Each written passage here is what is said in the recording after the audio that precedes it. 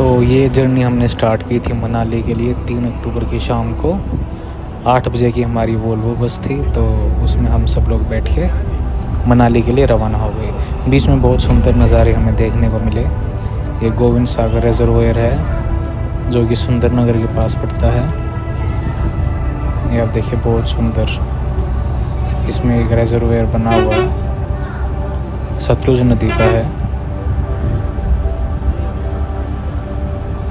हम 4 टोटल बंदे थे, इसमें मैं, मेरा भाई कार्तिक और मेरा दोस्त डीलर और मेरा मामा मनीष मामा। तो हम 4 आदमी इस टूर के लिए गए थे।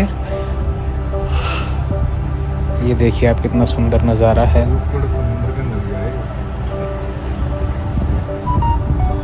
मनाली के पास आते हुए रास्ते काफ़ी ख़राब हो गए थे क्योंकि बाढ़ की वजह से सारे रोड क्षतिग्रस्त थे और हर जगह बड़े बड़े बोल्डर्स आए हुए थे,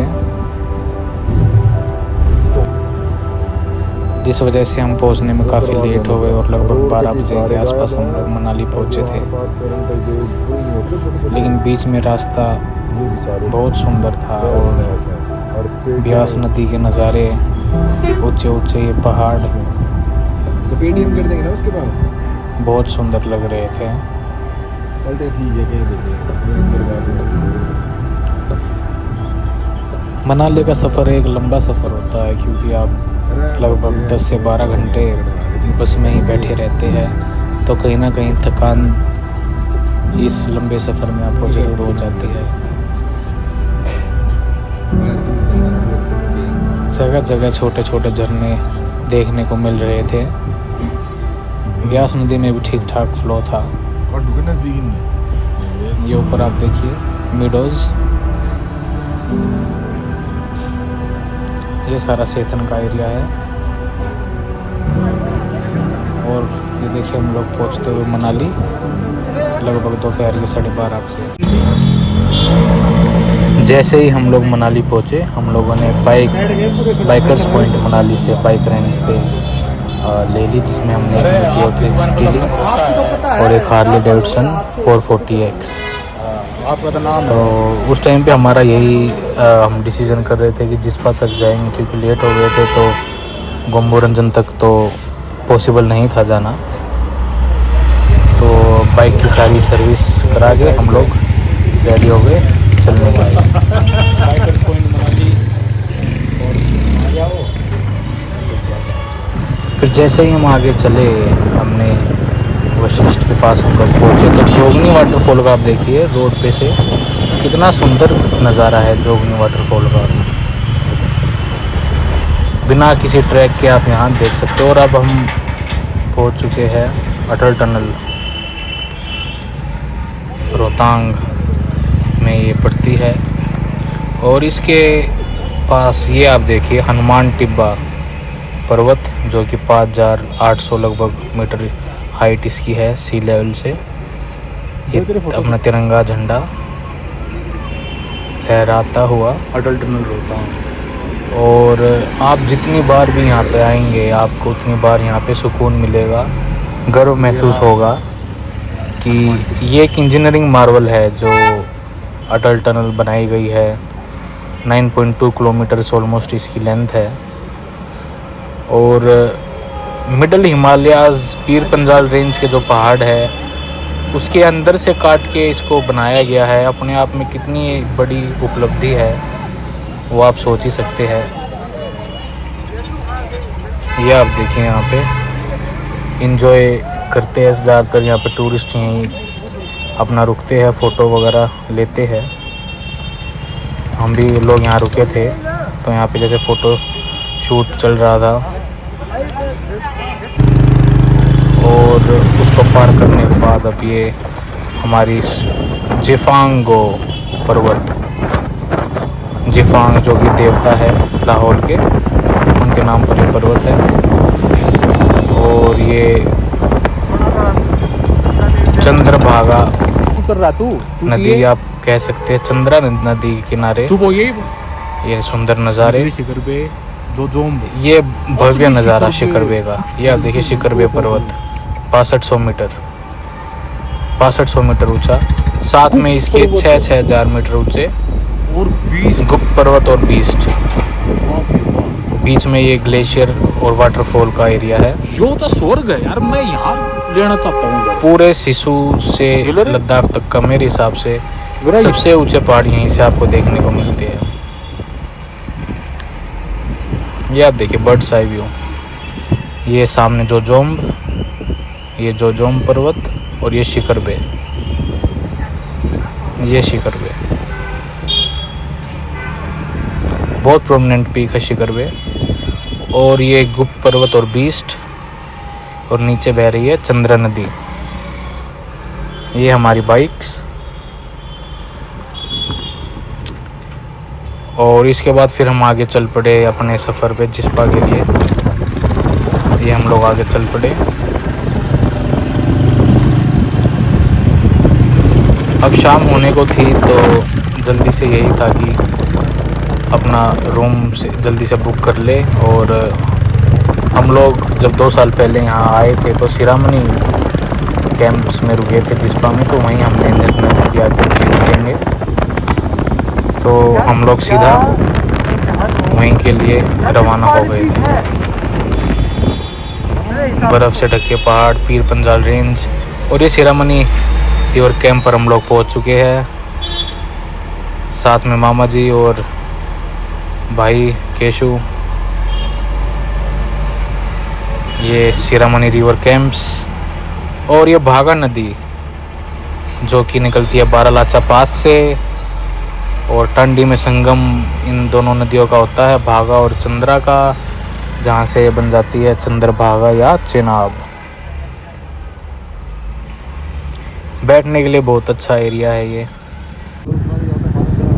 फिर अगली सुबह हम लोग जल्दी उठे और हल्का फुल्का ब्रेकफास्ट करके निकल पड़े। दारचा हम लोग पहुँचे थे और यह जो आप देख रहे हैं ये है Darcha bridge, which is the longest suspension bridge of Himachal Pradesh.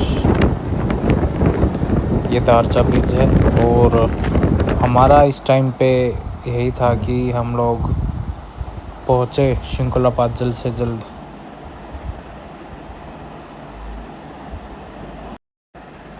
Darcha check post पर हम लोगों को वार्न किया गया था कि आप लोग आगे ना जाए, मौसम काफ़ी ख़राब है। लेकिन हम लोगों ने रिक्वेस्ट करके और हम लोग आगे चल पड़े शिंकुला पास। लेकिन आगे ऐसा हाल हो गया कि बाइक फिसल गई हमारी। तो वहाँ से फिर हम लोगों ने फ़ैसला किया कि 10 किलोमीटर पहले ही शिंकुला से हम लोग वापस चलते हैं, नहीं तो फंसने का यहाँ पे ख़तरा रहेगा। यस। फिर आप देखिए कितने सावधानी से बाइक को हम लोग निकाल रहे हैं। काफ़ी रिस्की कंडीशंस हो गए थे, इसलिए हम लोग फिर वापस जाने का हम लोगों ने फ़ैसला किया। लेकिन हमें नहीं पता था कि हमें कितनी परेशानी का सामना करना पड़ेगा। ठंड भयंकर हो चुकी थी और कपड़े हम लोगों ने जो पहने थे वो इस ठंड को झेलने के लिए काफ़ी नहीं थे। बार बार चश्मे पे बर्फ़ जम रही थी और स्नोफॉल की वजह से आगे का कुछ भी नहीं दिख रहा था, जिस वजह से थोड़ी थोड़ी देर में ब्रेक लेना पड़ रहा था। और ठंड इतनी थी कि हड्डी गला दे। इतनी भयंकर ठंड में सरवाइव करना अपने आप में बहुत बड़ी बात है। हम लोग जैसे तैसे करके आगे बढ़ते गए। और ये देखिए बीच बीच में थोड़ा सा रेस्ट लिया हमने। पूरे चश्मे पे बर्फ़ मेरे जम गई थी। ये आप देखिए कितना भयंकर तूफ़ान आ चुका था बर्फ़ का। जैसे तैसे करके हम लोगों ने मैनेज किया और दारचा चेक पोस्ट हम पहुंच गए। फिर हम लोगों ने स्नोफॉल का पूरा मज़ा लिया और अब हम जिस्पा में आ गए थे। यहाँ पे इस बार हमने एक होटल बुक करने का प्लान किया ताकि हमें ठंड ना लगे। और ये आप देखिए बर्फ़बारी, लाइव स्नोफॉल। रूम में थे तो थोड़ा मौज मस्ती हम लोगों ने की। और फिर धीरे धीरे मौसम खुल गया। आप देखिए धूप आ गई थी फिर बाद में। तो फिर हम लोगों ने सोचा कि टाइम वेस्ट ना करते हुए चलो बारालाचा ही चल लेते हैं। तो ये भाई थे टैक्सी, इनके पास वो थी ग्रैंड विटारा, तो ये 4,500 रुपये में हमें जिस पास से बारालाचा ले जाने के लिए रेडी हो गए। तो फिर हम लोग बारालाचा के लिए निकल पड़े। ये देखिए, अब आप सुंदर सुंदर नज़ारे एंजॉय कीजिए बारालाचा पास के।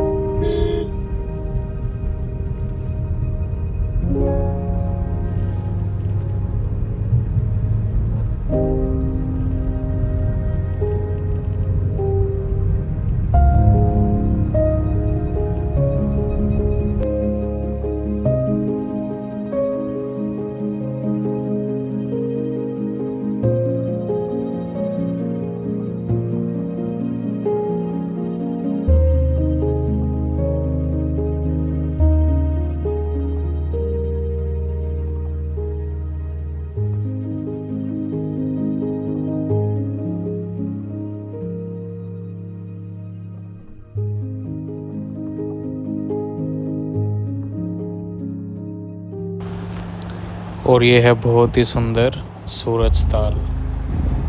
बारालाचा जाते हुए ये आता है रास्ते में, और वापसी होते हुए हम लोगों ने यहाँ पे होल्ट लिया। बहुत सुंदर नज़ारा था, चारों तरफ स्नो कैप्ड पीक्स और बीच में ये सुंदर सी झील जिसका नाम है सूरज ताल।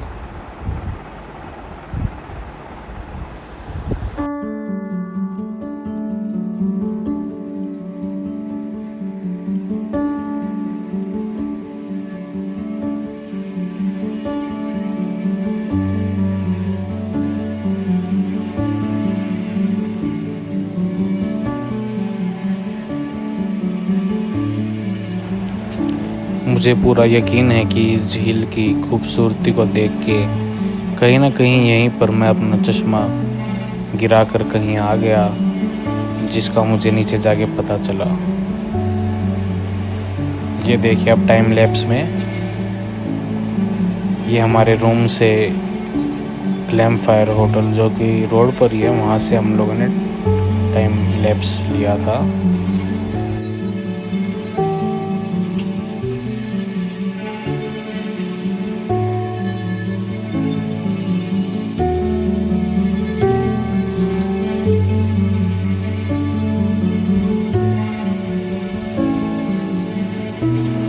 रोड की कंडीशंस कुछ ऐसी हो गई थी जिस पर बाइक चलाना इम्पॉसिबल था, तो हम लोग 2 दिन तक जिस्पा में फंसे रहे और स्नोफॉल का हमने पूरा आनंद लिया।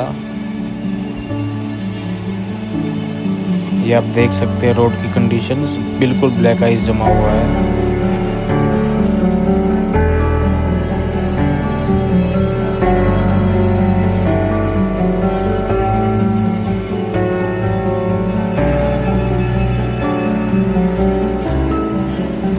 भयंकर ठंड की वजह से बाइक का हैंडल भी जम गया था, जिस वजह से गर्म पानी से इसको थोड़ा टेम्परेचर हम लोगों ने सेट करना पड़ा था, वरना इसका हैंडल बाइक का बिल्कुल जम चुका था। तो वही हम गर्म पानी इस पर डाल रहे हैं।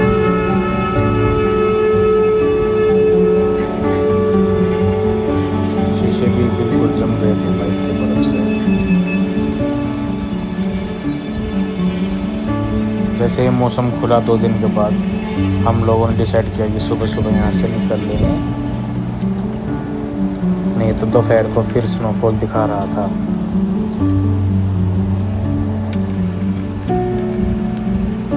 अगर एक दिन भी अगर यहाँ पे और रुकते तो फिर 3-4 दिन के लिए फंस जाते। तो इसलिए हम लोगों ने डिसाइड किया कि जितना जल्दी हो सके यहाँ से निकलते हैं। कंडीशंस बाइक राइडिंग के लिए थोड़े टफ थे, तो काफ़ी ध्यान से बाइक चलानी थी हम लोगों ने।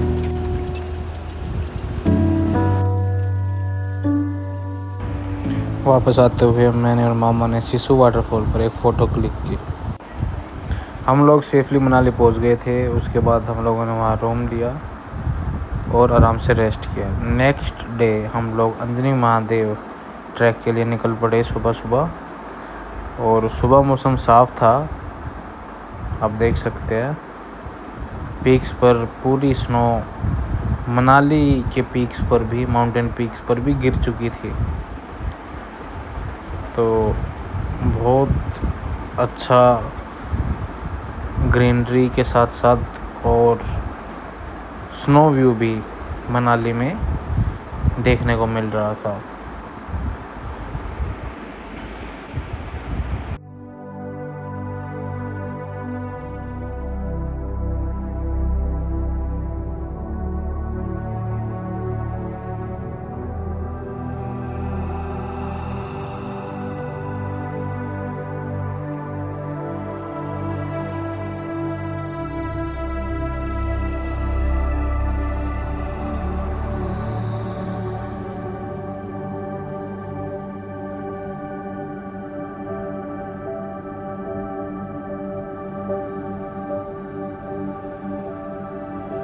आ जाओ, ट्रैक चालू है।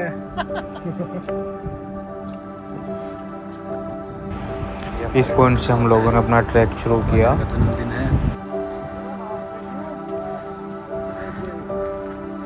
तो आज इनका देखते हैं। और इसी मौके पे दर्शन करने जा रहे हैं ऊपर मंदिर पे, अंजनी महादेव। ये यहाँ से दिखेगा मंदिर।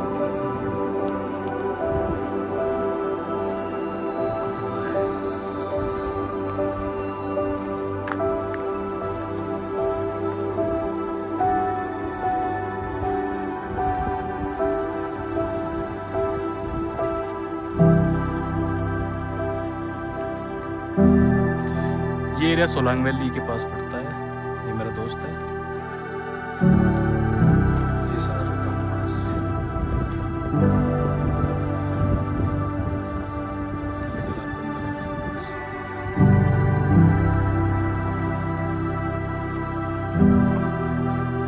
धीरे धीरे पहुंचते हैं, ट्रैक करते हैं और फिर आपको दिखाते हैं।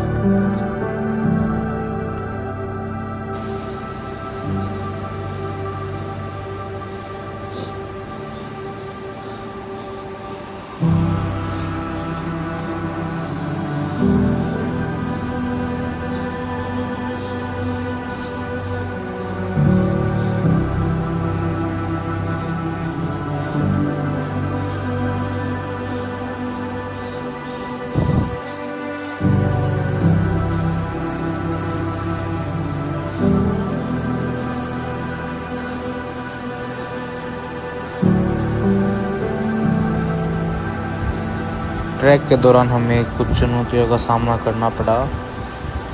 पहाड़ की वजह से रास्ता बिखर सा गया था, तो कहीं ऊपर जाकर कहीं पत्थर, नदी में 1-2 पत्थर फेंक कर हम लोगों ने रास्ता बनाया और हम दर्शन तक पहुँचे। अंजनी महादेव के दर्शन कीजिए। जय शिव शंभू। फिर हमने माता डिम्बा के दर्शन किए और इस तरह हमारा ये टूर समाप्त हुआ। और ये लास्ट में ये है इस ट्रिप की कुछ यादगार फ़ोटोज़ जो ज़िंदगी भर के लिए हमारी याद बन के हमारे साथ रहे।